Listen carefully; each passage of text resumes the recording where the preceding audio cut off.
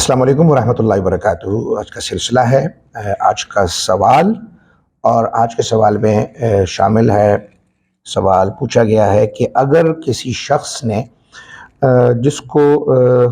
غسل کی حاجت تھی، اس نے غسل کیا، تو کیا غسل کرنے کے بعد اس کو دوبارہ وضو کرنے کی ضرورت ہوگی، یا وہ اس غسل سے ہی اپنی نماز جو ہے وہ ادا کر سکتا ہے؟ جناب، حکم یہ ہے کہ اگر جنابت کے باعث غسل کی حاجت درپیش ہے اور کسی شخص نے اس انداز سے غسل کیا ہے کہ اس نے تمام غسل کے فرائض پورے کر لیے ہیں، تو اس کا غسل ہو چکا، اور جب غسل ہو جاتا ہے تو اس کے ضمن میں وضو بھی مکمل ہو جاتا ہے۔ یعنی نیت اگر یہ ہے کہ وہ طہارت حاصل کرنا چاہتا ہے عبادت کے لیے، وہ خود کو پاک صاف کرنا چاہتا ہے، تو اس غسل سے وضو بھی ادا ہو جاتا ہے، دوبارہ وضو کرنے کی ضرورت نہیں رہتی۔ لیکن اگر ابراد حاصل کرنا ہے، سخت گرمی کا موسم ہے اور کوئی شخص اس نیت سے گیا ہے کہ وہ خود پر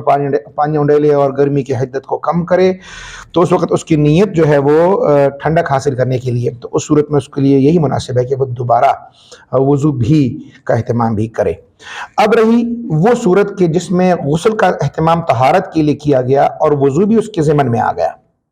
تو بعض افراد یہ کہتے ہیں کہ اس میں مسح نہیں ہوا، اس وجہ سے شاید وضو نہیں ہوگا۔ تو واضح رہے کہ مسح کا حکم جو ہے وہ سیکنڈری ہے،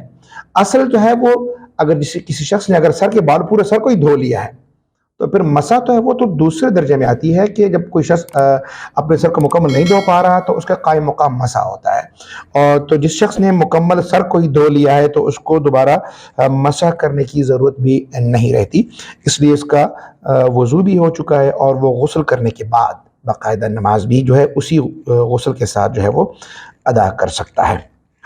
شکریہ۔